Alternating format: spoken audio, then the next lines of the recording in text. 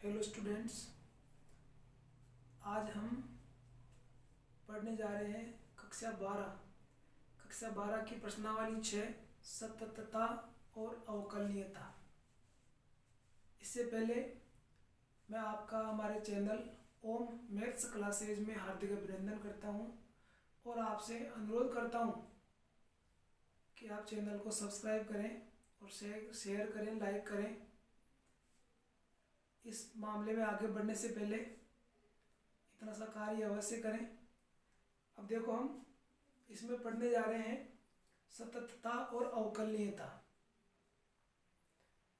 इस बारे में आगे पढ़ने से पहले मैं आपका ध्यान इस ओर आकर्षित करना चाहता हूं कि हमने जो कक्षा 11 में पढ़ी प्रश्नावली सीमा और अवकलज, उस सीमा और अवकलज के बारे में थोड़ा सा आपकी जानकारी बढ़ाना चाहता हूं।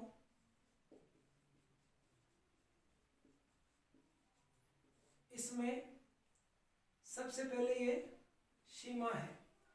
इस सीमा के बारे में हमें कुछ जानकारी लेनी है। सीमा या अवकलज ये जो भी है, किसी भी फलन का ज्ञात किया जा सकता है, किसी भी फलन का ज्ञात कर सकते हैं। अब देखो, ये गणित में एक शाखा है जिसका नाम है कलन। गणित की एक शाखा है जिसका नाम है कलन, और आपके 12th क्लास में ये कलन का टॉपिक इस बार 35 अंक का हो रहा है, 35 नंबरों का ये हो रहा है। कलन होता क्या है? जैसे कोई भी फलन है y बराबर fx, कोई भी फलन है y बराबर fx, फलन है y बराबर fx। अब इस fx में हम देख रहे हैं कि यहाँ fx का मान तो कोई भी फलन कोई भी रूप में हम दे सकते हैं, लेकिन जब इस x का मान जब कोई भी चेंज करते हैं तो उसके अनुसार y का मान भी चेंज होता है। इसी को अपन कलन कहते हैं। तो इसको अपन ये ऐसे कह सकते हैं कि ऐसा फलन जो y बराबर fx के रूप में हो। अब इसमें x से कई बार इसको अपन x बराबर fy भी कह सकते हैं। तो ऐसी परिस्थिति में फिर इसको अपन चेंज कर देंगे कि y का मान रखने पर x का मान परिवर्तित होता है। जो y बराबर fx के रूप में हो तथा x का मान परिवर्तित करने पर y का मान भी परिवर्तित होता है। तो ये कलन की परिभाषा है। अब देखो, अब हम लेते हैं इस सीमा के अंदर ही x टेंड्स टू a, ये इसके अंदर काम आने वाली चीज है। जब भी हम लिमिट ज्ञात करेंगे तो उसमें ये लिखा जाएगा x टेंड्स टू a। इसका मतलब क्या होता है, मैं एक बार इसकी जानकारी आपको दे दूं। इसका तात्पर्य यह है कि a कोई वास्तविक संख्या है।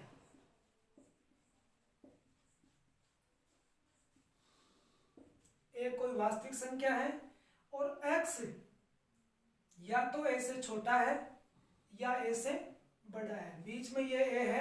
अब या तो x इधर है और या x इधर है, दोनों तरफ में से कोई भी हो सकता है। जैसे हम संख्या रेखा बनाते हैं, संख्या रेखा में यहाँ 0 होता है, इधर संख्या ऐसा माइनस की आती रहती है, -1 -2 ऐसे करके, इधर प्लस की आती रहती है। तो ये इसका LHS बायां पक्ष और इधर RHS है दायां पक्ष। इधर जब बाएं पक्ष में होगा इसका मतलब यह है कि ये x इधर से इधर की ओर अग्रसर है, और अगर इधर x होगा इसका मतलब है x इधर से इधर की ओर अग्रसर है, और बीच में यहाँ पर वो बिंदु है A। तो इसको अपन दो प्रकार से दर्शा सकते हैं, बाईं ओर से, बाईं ओर से। तो बाईं ओर से का मतलब है कि x A से कम है, x A से कम है और A की ओर बढ़ता जा रहा है, और A की ओर बढ़ता जा रहा है। इसको अपन यूं कहेंगे x tends to a minus, a के ऊपर हमें माइनस लगाना पड़ेगा, कि मतलब ये माइनस की ओर से अर्थात बाईं ओर से a की ओर अग्रसर है। ये तो इसका बाईं ओर से प्रदर्शित करना हुआ।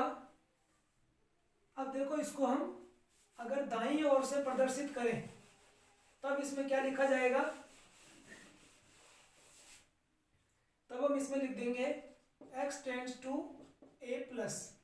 इसका मतलब है कि x a से बड़ा है,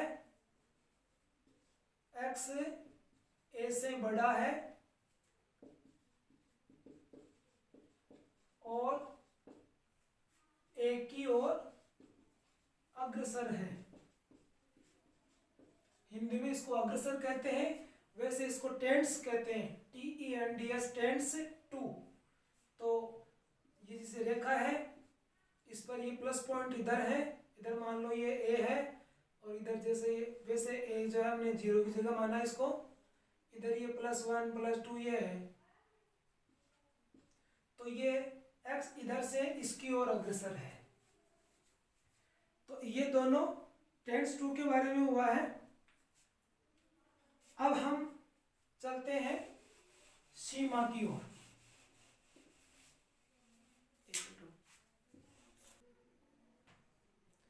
अब देखो, अब आगे हम पढ़ते हैं सीमा, सीमा की परिभाषा, द डेफिनेशन ऑफ लिमिट। तो ये इसकी परिभाषा है। परिभाषा क्या है, x के a की ओर अग्रसर होने पर, अभी आपको यही बात बार बार बताई जा रही थी, x टेंड्स टू a, मतलब x a की ओर अग्रसर है, चाहे वो बाईं ओर से हो चाहे वो दाईं ओर से हो। तो उसी भाषा में देखो, x के a की ओर अग्रसर होने पर एक संख्या ले ली इसने l, अलग से कोई संख्या मान ली है l, कि वो x a की ओर बढ़ता जा रहा है, तो एक संख्या l प्राप्त हुई। वो संख्या l वही इसकी सीमा कहलाती है, वही फलन की सीमा कहलाती है। वो संख्या l जो है, x के a की ओर अग्रसर होने पर एक संख्या l आई है, वो l ही इसकी सीमा कहलाती है। लेकिन इसके लिए कुछ कंडीशन बता रहा है कि फलन y बराबर fx की सीमा कहते हैं उस l को। ये बात मैं बता रहा हूं कि x a की ओर अग्रसर होने पर l को फलन y बराबर fx की सीमा कहते हैं यदि एक छोटी से छोटी कल्पित धनात्मक संख्या एप्सिलॉन, ये संख्या है एप्सिलॉन, एक छोटी से छोटी धनात्मक संख्या एप्सिलॉन के लिए ऐसी धनात्मक संख्या डेल्टा ज्ञात की जा सकती है। अब देखो, दोनों बातें यहां हमको क्लियर करनी है। यह कह रहा है कि fx और l, fx तो वो फलन है जो फलन अग्रसर हो रहा है, और l वो संख्या जो हमने लिमिट मानी है। इन दोनों का जो डिफरेंस है उसका मोड करने पर एप्सिलॉन से छोटा रहेगा।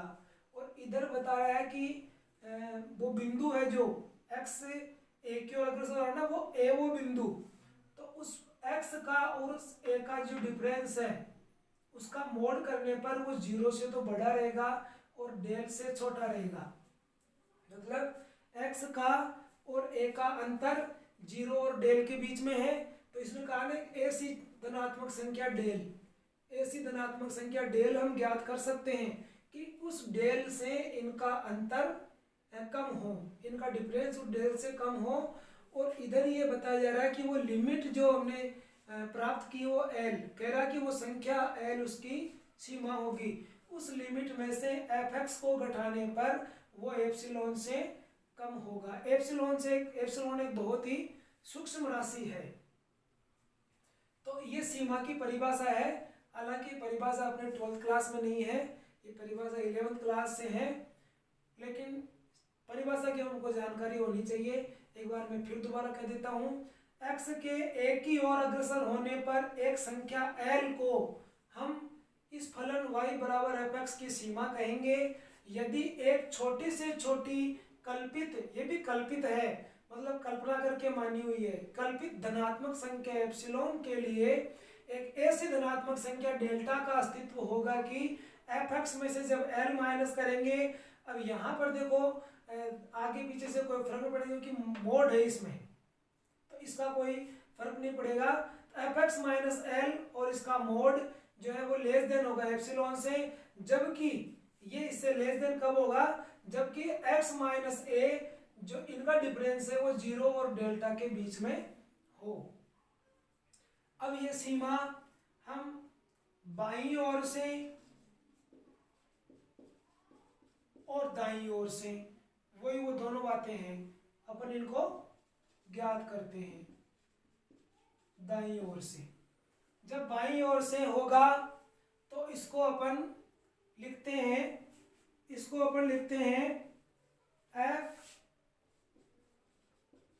ए माइनस 0। जैसे मान लो कोई बिंदु ए पर हम ज्ञात कर रहे हैं सीमा, तो बाईं ओर से होगा तो इसको अपन लिख देंगे एफ ए माइनस 0, और इसको दूसरे रूप में फिर यूं लिखेंगे लिमिट h टेंड्स टू 0, और यहाँ पर बड़ा ब्रैकेट लगा दें या मंझला ब्रैकेट लगा दें और यहाँ लिख देंगे a माइनस एच। तो a तो क्या है, वो बिंदु है, जिस बिंदु पर हम वो सीमा ज्ञात कर रहे हैं वो बिंदु है। अब ये सवालों में अलग अलग आते रहते हैं, किसी में 2 किसी में 0, तो वो यहाँ लिखा जाएगा। और यहाँ पर h, यहाँ तो हमने 0 लिखा था और यहाँ पर यह h लिख देते हैं, ये देखो, और फिर यहाँ h टेंड्स टू 0, यहाँ जो h लिखा है उसको यहाँ लिखना है h टेंड्स टू 0, और h का मान जो है 0 से बड़ा होना चाहिए। ये बाईं तरफ की सीमा का है, एल एच एल, बाईं ओर से जो सीमा होगी इसको कहेंगे अपन एल एच एल, मतलब लेफ्ट हैंड लिमिट। अब दाईं ओर से जब लिखी जाएगी तो इसको लिख देंगे एफ ए प्लस 0, या इसका फिर दूसरा रूप लिखेंगे लिमिट एच टेंड्स टू 0, और यहाँ लिख देंगे वही एफ ए प्लस एच, और इसमें कोई कंडीशन है कि h इज ग्रेटर देन 0। इस प्रकार से ये बाईं सीमा और दाईं सीमा दोनों है। अब देखो हम एक उदाहरण ले लेते हैं, एग्जाम्पल, इसको समझने के लिए वे लिमिट कैसे ज्ञात करते हैं, दाईं सीमा बाईं सीमा। तो इसके लिए हम एक एग्जाम्पल ले लेते हैं कि एच एक्स इक्वल टू है x square minus 4 upon X minus 2, इसकी x इक्वल टू 2 पर हमें लिमिट फाइंड करनी है। तो इसके लिए क्या करते हैं हम, ये देखो, ये अपने दाईं सीमा का एल एच एल का फॉर्मूला इधर, और इधर अपन कर देते हैं R H L, F A plus 0 और equal to limit H tends to 0, और एफ इधर है ए प्लस एच। दोनों साइड से अपन ज्ञात करते हैं। तो देखो इसकी हमें लिमिट ज्ञात करनी है, तो हम इसकी जगह ये लिख देते हैं लिमिट h टेंड्स टू 0, और ये जो है ना a माइनस एच, ये हमें इसमें रखना है x के स्थान पर।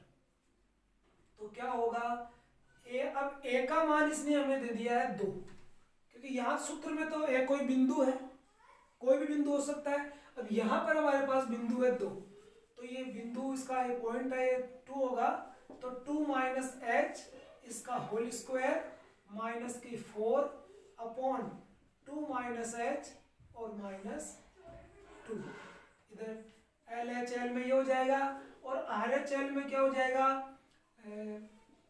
लिमिट एच टेंड्स टू 0, और यह हो जाएगा 2 प्लस एच का whole square minus 4 upon 2 plus H minus 2। ये जो 2 प्लस एच है, ये हम इस x के स्थान पर रख देते हैं दोनों जगह। अब इसका ये होल स्क्वायर है, इसका होल स्क्वायर खुलेगा तो ए स्क्वायर माइनस 2ab और प्लस बी स्क्वायर, और ये माइनस का 4 है, और अपॉन में ये 2 से 2 कैंसिल, यहाँ बच गया माइनस एच। और यहाँ पर इधर भी इसी प्रकार से हल करेंगे हम, A square plus 2ab plus B square minus ये 4 आ गया, और अपॉन ये 2 से 2 कैंसिल, और यहाँ पर भी आ गया h हो गया। अब देखिए आगे, ये 2 का स्क्वायर 4 होगा तो ये अपन इससे कैंसिल कर सकते हैं, और इधर भी ये इससे कैंसिल कर सकते हैं। अब इसमें क्या करेंगे हम, h स्क्वायर और h यहाँ पर भी है, हम इनका ये h कॉमन ले सकते हैं। अब यहाँ क्या बच गया, माइनस का 4 और प्लस h, और अपॉन में ये माइनस का h, और इधर वाले में क्या होगा,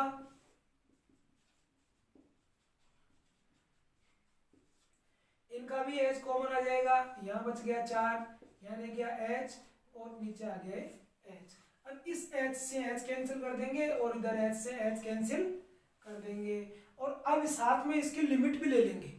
अब इसकी लिमिट लेंगे, लिमिट लेने पर दोनों काम साथ करेंगे, तो अब यहाँ क्या होगा, ये माइनस ऊपर रहेगा माइनस, और h की जगह अब लिमिट लेते ही h का मान तो 0 है, क्योंकि h टेंड्स टू 0, h तो 0 की ओर अग्रसर है, तो h के स्थान पे 0 कर देंगे, और ये नीचे जो है h कट ही गया, नीचे तो माइनस 1 है, इधर वाले में भी लिमिट लेंगे अपन, लिमिट लेने पर तो ये हो जाएगा 4 प्लस 0, और अपॉन में 1 है इधर। अब ये माइनस वाला इस माइनस से कट गया, इधर भी 4 हो गया, और इधर भी 4 हो गया। तो ये हमने इनकी सीमा ज्ञात कर दी। ये फलन हमें दिया हुआ था hx equal to X square minus 4 upon X minus 2, तो हमने इसकी बाई सीमा भी ज्ञात कर दी और बाई सीमा भी ज्ञात कर दी। अब इतना जब कर दिया तो हम ये मान लो सततता के बिल्कुल नजदीक पहुंच गए, कि सततता में क्या चाहिए, हमारी प्रश्नावली तो सततता ही है। ये लिमिट तो हम पढ़ रहे थे, तो वो तो इसलिए पढ़ रहे थे कि सततता को जानने के लिए लिमिट की हमें आवश्यकता थी। आप एक बार इसका स्क्रीनशॉट ले लो।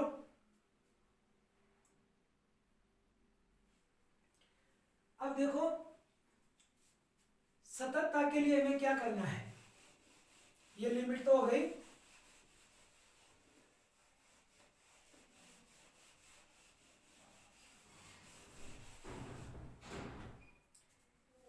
सततता के लिए क्या का होना जरूरी है, LHL और बराबर होना चाहिए RHL, और बराबर जो है उस बिंदु पर वो फलन, उस फलन का मान उस बिंदु पर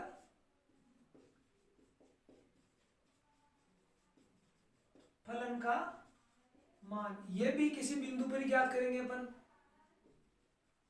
किसी बिंदु पर, दोनों ही किसी बिंदु पर ज्ञात करेंगे। जिस बिंदु पर भी हमें सततता की जांच करनी है उस पर उसकी लेफ्ट हैंड लिमिट, उसके बराबर यानी राइट हैंड लिमिट, और उस फलन का उस बिंदु पर मान भी उनके बराबर ही आना चाहिए, बराबर भी आना चाहिए, और उसका अस्तित्व भी होना चाहिए। अस्तित्व हो, वो सुपरिभाषित हो, तब ही वो फलन सतत कहलाता है। सतत फलन क्या होता है, जैसे मान लो कोई सतत फलन है और हम उसका ग्राफ खींचें, अब ग्राफ खींचते वक्त जैसे उस ग्राफ की लाइन यूं बिल्कुल लगातार बढ़ती जा रही है तो ये सतत फलन कहलाता है। और अगर हमने उसका ग्राफ बनाया और ग्राफ की लाइन यूं चल रही थी, फिर यहाँ से छोड़ करके वो यहाँ से शुरू हो जाती है, तो ये यहाँ पर ये टूट गई है लाइन, तो फिर ये सतत न होकर के ये असतत हो जाता है। और सतत वाले में ग्राफ से इसको समझे तो ये इसका ग्राफ यूं लगातार बढ़ता जाएगा, कहीं भी रुकने का टूटने का इसमें काम नहीं है। और वैसे हम देखें तो इनको ज्ञात करने में जो भी बिंदु हमें दिया है उस बिंदु पर उस फलन की सततता ज्ञात करने के लिए उसकी बाईं सीमा और बाईं सीमा के बराबर ही आएगी दाईं सीमा। हल करने पर इनका मान दोनों का बराबर आएगा और फलन का मान भी हल करने पर उन दोनों के बराबर ही आएगा। इस प्रकार हम जांच करके और उस फलन की सततता की जांच करते हैं। अब देखो, मैं आपको भी बता रहा था इसमें कि वो उसका अस्तित्व होना चाहिए। तो अस्तित्व का मतलब है कि हम सीमा का मान ज्ञात करें और सीमा का मान अगर मान लो 0/0 आ जाए तो ये अनिर्धार्य है, इसका कोई अस्तित्व नहीं है। अनंत आ जाए तो इसका भी कोई अस्तित्व नहीं है। 0 की घात 0 हो जाए तो इसका भी कोई अस्तित्व नहीं है। इसी प्रकार से जैसे मान लो अनंत है, अनंत प्लस अनंत हो चाहे अनंत माइनस अनंत हो, 0 गुणा अनंत हो, ऐसे इस रूप में कोई भी हो, अनंत बटा अनंत भी आ सकता है। तो ये सभी रूप जो है अनिर्धार्य होते हैं। ये सभी रूप अनिर्धार्य होते हैं। अगर ऐसा रूप हमें प्राप्त हो जाए तो हमें ये कहना है कि इस सीमा का अस्तित्व नहीं है। जिस फलन की भी हम सीमा ज्ञात कर सकते हैं, सीमा उसकी हमें प्राप्त हो गई, तो ऐसे कहेंगे, हम ये मानेंगे कि उसकी सीमा का वो बिंदु अद्वितीय बिंदु है। जिस बिंदु पर हमने वो सीमा ज्ञात करी है वो बिंदु उसका अद्वितीय है, क्योंकि वैसा उस तरह का बिंदु उसमें और कोई दूसरा नहीं होगा। अद्वितीय वही होता है जो अपने जैसा एक ही हो। तो वो बिंदु अपने आप में एक ही होगा जिस पर हमने सीमा ज्ञात करी है। अब देखो, ये सीमा ज्ञात करने के लिए हम कुछ अंतरालों की भी बात करेंगे। अंतराल में देखो, एक तो होता है अपने ये विवृत अंतराल,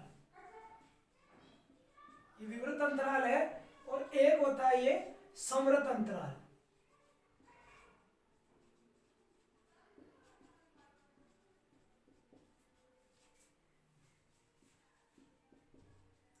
इसको कहते हैं ओपन इंटरवल, इंग्लिश में INTERVAL,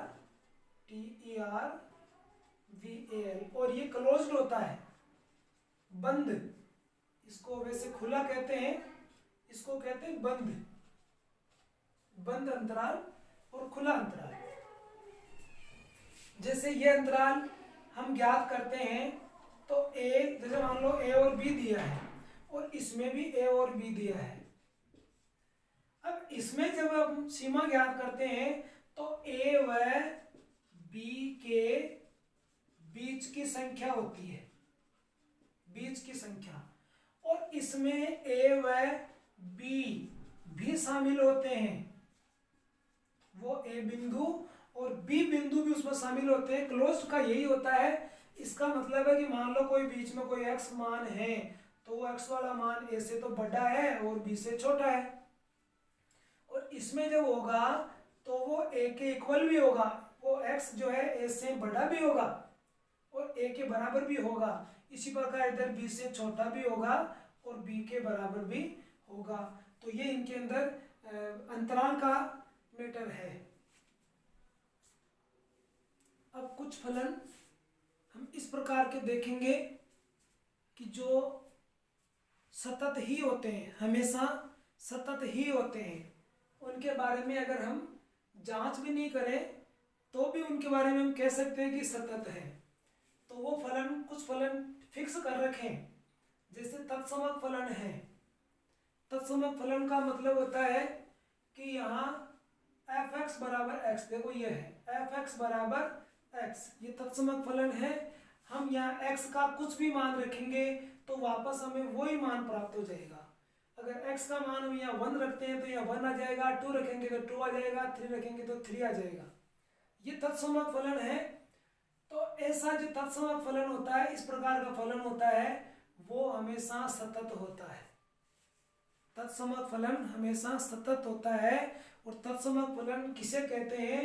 जैसे फलन है f(x) बराबर x, f(x) बराबर x, तो उसमें हम x का कुछ भी मान रखते हैं तो हमें वापस वही मान उस फलन को हल करने पर प्राप्त हो जाता है। इसके बाद में नंबर 2 अचर फलन। अचर फलन का मतलब है f(x) बराबर c, तो अचर फलन में x का मान कुछ भी रखने पर हमें कोई परिवर्तन प्राप्त नहीं होता है, बस केवल उसमें अचर संख्या प्राप्त होगी। x का मान कुछ भी रखो, अचर संख्या ही प्राप्त होगी, वो अचर फलन होता है। तत्समक में तो फिर भी जो मान x का रख रहे थे वो मान आगे में प्राप्त हो रहा था, लेकिन इसमें तो कुछ भी रख दो हमें वो अचर संख्या ही प्राप्त होगी, वो अचर फलन है। तो ये भी सतत होता है और ये भी सतत है, हमेशा सतत होते हैं, प्रत्येक बिंदु पर सतत होते हैं। अब ये बहुपद फलन आगे जब हमें जांच करनी होगी अपने कोर्स में, रोल पर में, माध्यमान पर में है, फिलहाल इस बार तो उनको हटाया गया है, लेकिन वो प्रमेय है, तो उनमें अगर हमें ऐसा बहुपद फलन मिल जाए तो हम उनमें डायरेक्ट लिखते हैं कि ये बहुपद फलन है इसलिए सतत है, क्योंकि इन्होंने प्रूव करके दिखा रखा है, इन्होंने ये लिख रखा है। तो ये बहुपद फलन क्या है? इसमें बहुत सारे पद होते हैं, देखो n तक जा रहे हैं, a0 0 शुरू हो रहा है, फिर a1x a2x square an x की पावर n, तो ये बहुपद फलन है, इसमें बहुत सारे पद हैं, तो इसको बहुपद फलन कहते हैं और ये हमेशा सतत होता है। इसके बाद में त्रिकोणमितीय फलन है। त्रिकोणमितीय फलन में साइन और कोस, साइन और कोस ही ऐसे हैं जो हमेशा सतत होते हैं। साइन और कोस के अलावा अगर आप टेन लेते हो, कोट लेते हो, सेक है, कोसेक है, वो सतत नहीं होंगे, साइन और कोस ही सतत होंगे, क्योंकि इनका जो मान हमें प्राप्त होगा वो अनिर्धारी नहीं होगा, उनका अस्तित्व होगा, इनके मानों का अस्तित्व होगा, इसलिए ये सतत फलन है दोनों। फिर चरघातांकी फलन में a की पावर x, a की पावर में यानी किसी भी कांस्टेंट राशि की पावर में जब कोई वेरिएबल राशि हो तो वो चरघातांकी फलन होता है। इसमें कंडीशन ये है कि a is greater than 0, a का मान 0 से बड़ा हो, यानी a का मान माइनस में नहीं होना चाहिए, a की घात x वो संख्या आएगी। अब x का मान तो कुछ भी रख देंगे, a का मान एक अचर राशि होगी, a का मान एक अचर राशि होगी, तो अचर राशि बिल्कुल फिक्स होती है, और जो ये चर राशि है x, इसकी जगह हम कुछ भी प्रतिस्थापित कर सकते हैं। तो ये चरघातांकी फलन है, ये भी हमेशा सतत होता है। आपको अगर सवाल में इस प्रकार की चर राशि दी गई हो तो आप ये समझो कि चरघातांकी फलन है, ये हमेशा सतत ही होता है। अगर जांच करना भी पड़े, जांच भी हमें करनी पड़े, तो ये ध्यान रहे कि लास्ट में ये सतत ही आना चाहिए। इसी प्रकार लघुगणकीय फलन है f(x) बराबर log ex, log के रूप में भी कोई राशि आएगी तो वो भी सतत होगी, कोई फलन आएगा जो। अब है अति परवलय साइन, ये h का मतलब है अति परवलय हाइपरबोलिक। हाइपरबोलिक ग्राफ जब हम बनाते हैं तो ये इस प्रकार से बनता है, इस प्रकार से बनता है, ये होता है अति परवलय।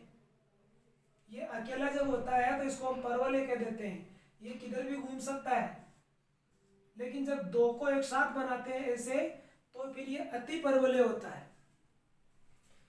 अति परवलय अपने 11th के कोर्स में ही था। अति परवलय फलन साइन हाइपरबोलिक x और कोस हाइपरबोलिक x, ये दोनों के दोनों ही सतत होते हैं। और फिर निरपेक्ष मान है, निरपेक्ष मान मतलब इनका मापांक है, इनका मोड ले रहे हैं, चाहे x का मोड ले लो, चाहे x के मोड को x में जोड़ दो, चाहे x के मोड को x में से माइनस कर दो, चाहे इन दोनों को इंटू कर दो, ये सब जो है निरपेक्ष मान, ये सभी के सभी जो है सतत ही होते हैं। अब इसके बाद में चल रहा है अपने सर्वत्र सतत फलन। सर्वत्र सतत फलन का मतलब है कोई फलन यदि किसी संख्या रेखा की, जैसे संख्या रेखा वास्तविक मान संख्या रेखा है, वास्तविक संख्या में तो सभी संख्याएं शामिल है, चाहे वो प्राकृत संख्या हो, पूर्ण संख्या हो, पूर्णांक हो, मतलब माइनस की हो, प्लस की हो, अंडर रूट की हो, सभी संख्याएं वास्तविक संख्याओं में शामिल हैं। तो इस वास्तविक संख्या रेखा का कि प्रत्येक बिंदु पर चाहे बिंदु को मान कुछ भी हो, अगर कोई फलन सतत हो तो उसको हम सर्वत्र सतत फलन कहते हैं। यदि किसी संख्या रेखा के प्रत्येक बिंदु पर कोई फलन सतत हो तो उसको सर्वत्र सतत फलन कहते हैं। अब हम कुछ असतत फलनों के बारे में जानकारी प्राप्त करेंगे। जिस प्रकार से कुछ फलन थे जो बिल्कुल मतलब हमेशा सतत ही होते हैं, उसी प्रकार कुछ फलन ऐसे भी हैं जो हमेशा असतत होते हैं। असतत फलन होता क्या है? ऐसा फलन जो अपने प्रांत में किसी भी बिंदु पर सतत नहीं हो, वो असतत होता है।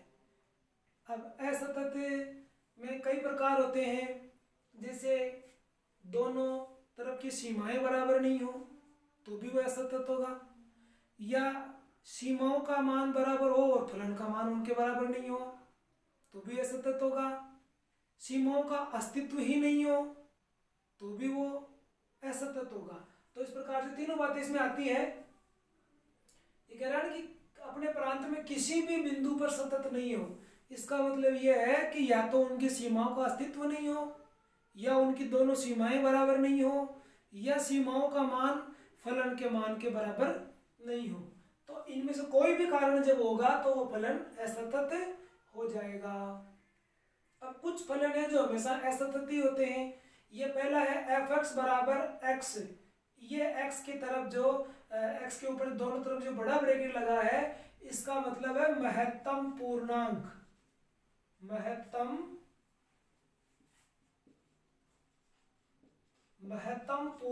फलन। इसके बारे में ज्यादा जानकारी तो मैं आपको इसका जब सवाल बताऊंगा जब दूंगा। अभी इतना कह सकते हैं अपन इसमें कि ये जो x है ये हमेशा बड़ा मान ही ग्रहण करता है। बड़ा और पूर्णांक यानी पूरा अंक लेना है, पॉइंट वगैरह में इसका मान ग्रहण नहीं किया जाता है। ये महत्तम पूर्णांक है तो ये हमेशा असतत होता है। अगर इस महत्तम पूर्णांक फलन को अपन x में से माइनस करें तो भी असतत होगा, अकेला महत्तम पूर्णांक होगा तो भी असतत, और इसको x में से माइनस करेंगे तो भी असतत होगा। इसी प्रकार त्रिकोणमितीय फलनों में क्या है, जैसे भी हमने पहले सतत में पढ़ा कि साइन और कोस दोनों सतत हैं, लेकिन यहाँ हम देख रहे हैं कि टेन और सेक ये दोनों असतत है। इसका कारण ये होगा क्योंकि इसको हम लिखते हैं साइन x बटा कोस x। ये किसका मान है? टेन का। अब यहां पर इसने बिंदु भी दिए कि π/2 पर ये असतत होगा, π/2 पर ये असतत होगा, और 3π/2 पर भी ये असतत होगा, प्लस माइनस का 3π/2, क्योंकि π/2 तो हमेशा फर्स्ट क्वाड्रेंट में ही होता है। तो इसमें तो टेन से कोई भी हो प्लस माइनस का औचित्य ही नहीं है, लेकिन इसमें तो फिर प्लस माइनस चलेगा। तो ये साइन बटा कोस है। अब आप कोस का मान अगर यहाँ पर जैसे π/2 रखते हो तो कोस π/2 का मान 0 हो जाता है। अब 0 जब नीचे आ गया तो 0 का भाग हम जब किसी भी संख्या में देंगे कि ऊपर साइन π/2 तो 1 हो गया, ये नीचे 0 हो गया। अब ये किसका रूप है? ये अनंत का रूप हुआ कि नहीं हुआ? 0 का भाग जब किसी भी संख्या में देंगे तो वहां अनंत ही उसका आंसर होगा, वो इन्फिनिटी होगी, क्योंकि 0 के पहाड़े में कभी भी वो संख्या आने वाली नहीं है। 0 का पहाड़ा कितने बार बोल लो 0 ही प्राप्त होगा, तो उसमें अनंत प्राप्त होगा हमें, और अनंत जब प्राप्त हो गया तो वो असतत अपने आप ही हो गया। इसी प्रकार से एक में 1/cos होगा, 1/cos, तो 1/cos, तो cos में अपन यहाँ वही ना π/2 रखेंगे या 3π/2 रखेंगे तो नीचे मान 0 होगा, और 0 होते ही ये सेक जो है वो भी अनिर्धारित रूप में पहुंच जाएगा और ये भी असतत होगा। इसी प्रकार कोटेक्स में इसका विपरीत कर देंगे, कोस बटा साइन। अब साइन का मान हम वही π/2 रखेंगे, इसके अंदर π/2 नहीं है, इसके पॉइंट है 0 पाई, तो साइन 0। अब साइन 0 का मान तो 0 ही होता है, तो वही ऊपर जब कोस 0 ऊपर तो कोस 0 का मान तो 1 हो गया और साइन 0 का मान 0 हो गया, तो 1/0, तो 1/0 मतलब वही इन्फिनिटी वाली कंडीशन हो गई। इसी प्रकार पाई रख लेंगे तो भी ये कंडीशन आएगी। तो इस प्रकार से ये f(x) बराबर cot x और tan x दोनों और sec x इन बिंदुओं पर असतत होते हैं ये। इसके बाद में देखो sin x, अगर f(x) बराबर sin 1/x हमने कर दिया तो अब जीरो जो है यहाँ लिखा है जीरो पर, ये जीरो पर असतत है क्योंकि sin x को भी हमने सतत बताया था, sin x को और cos x को, और यहाँ जब इनको असतत बता दिया इसका मतलब इसमें कुछ ना कुछ तो डिफरेंट है। तो डिफरेंट ये है कि इसमें x के स्थान पे 1/x है और फिर x की कंडीशन में जीरो, वो पॉइंट जीरो दिया है तो यहाँ 1/0 हो जाएगा। तो ये साइन 1/0 मतलब अब 1/0 तो अनंत हो गया, तो साइन अनंत, तो साइन अनंत क्या होता है, साइन अनंत तो होता ही नहीं, इसका तो अस्तित्व ही नहीं है। तो इस कारण से f(x) बराबर साइन 1/x और cos 1/x ये दोनों ही असतत है, डिसकंटिन्यूटी है, ये सतत को कंटिन्यूटी कहते हैं। अब f(x) बराबर e की पावर 1/x, ये वो चरघातांकी वाला मीटर आ गया, वो a की पावर था, a की पावर x वो सतत था, ये e की पावर 1/x, अब 1/x कर दिया, x का पॉइंट दे दिया जीरो, तो वही बात ये 1/0 होगा, 1/0 तो इन्फिनिटी हो गया, तो e की पावर इन्फिनिटी हो गई। तो अभी उसमें लिखा था जब किसी की पावर इन्फिनिटी होगी तो वो तो असतत ही होगा, तो इस प्रकार से ये असतत होगा। f(x) बराबर e की घात 1/x, x बराबर 0 पर असतत होगा क्योंकि इसमें इसका कोई अस्तित्व ही नहीं होगा। फिर कोट हाइपरबोलिक x और कोसेक हाइपरबोलिक x, ये भी x बराबर 0 पर होंगे क्योंकि कोट 0 को अपन कोट को क्या लिखेंगे, साइन बटा कोस, कोस बटा साइन, कोट को हम लिख देंगे कोस बटा साइन और साइन 0 का मान 0, तो फिर ये वापस उसी अनंत वाली स्थिति में पहुंच जाएगा क्योंकि ऊपर तो हो जाएगा कोस हाइपरबोलिक 0 और नीचे हो गया साइन हाइपरबोलिक 0। अब जब 0 यहाँ रखेंगे इसमें तो ऊपर तो इसमें 1 हो गया लेकिन यहाँ नीचे 0 हो गया, तो वो अनंत वाली स्थिति पहुंच गई। तो इस प्रकार से ये त्रिकोणमितीय फलन ये साइन वाले भी है और ये कोट और कोसेक वाले भी हैं, लेकिन इनके पॉइंट अलग अलग है, पॉइंट इसका भी 0 है, इसका भी 0 है, लेकिन यहाँ पर ये जो मान है ये 1/x है और इसमें हाइपरबोलिक x है, ये अनंत वाली स्थिति में असतत फलन है ये।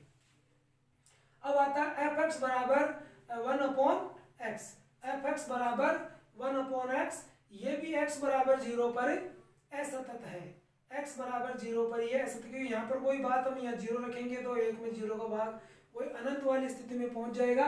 इस प्रकार से ये सभी जो फलन है ये असतत है, ध्यान रखने की चीज है।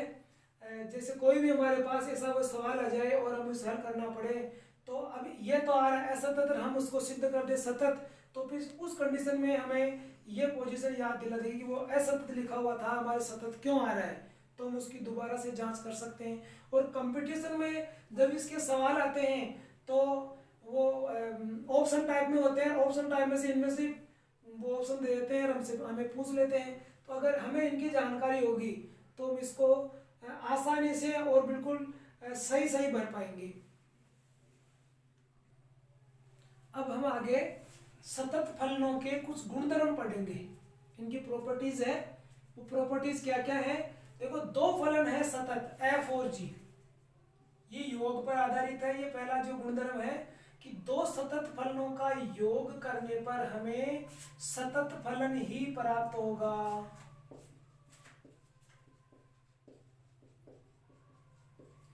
दो सतत फलनों का योग करने पर हमें सतत फलन ही प्राप्त होगा। इसी प्रकार इनको घटाने पर, दो सतत फलनों को जब हम घटाएंगे तो भी हमें सतत फलन प्राप्त होगा। अगर कोई फलन सतत है और उसको किसी अचर राशि से हमने इंटू कर दिया, अचर राशि से गुणा करने पर जो फलन प्राप्त होगा वो भी क्या होगा, सतत होगा। सतत फलनों को जोड़ेंगे तो भी सतत फलन प्राप्त होगा, उनको माइनस करेंगे तो भी सतत फलन प्राप्त होगा, और सतत फलन को हमने किसी अचर राशि से गुणा कर दिया तो भी सतत फलन प्राप्त होगा, और दोनों सतत फलनों का ही गुणा कर दें, सतत फलनों का ही गुणा कर दें तो भी हमें सतत फलन प्राप्त होगा, अगर उनका भाग कर दें तो भी हमें सतत फलन प्राप्त होगा, और अगर हम किसी सतत फलन का व्युत्क्रम कर दें, कोई फलन है वो मान लो बिंदु ए पर सतत है और हमने उसका व्युत्क्रम कर दिया, उसको उल्टा कर दिया, 1/fx कर दिया, fx को 1/fx कर दिया, तो वो भी हमें सतत फलन ही प्राप्त होगा। ये इनके गुणधर्म है। अब आज मैंने आपको लिमिट है और ये कंटिन्यूटी है, इनकी सारी जानकारी दे दी है। अब अगली बार हम इसके सवालों के बारे में जानकारी प्राप्त करेंगे। धन्यवाद।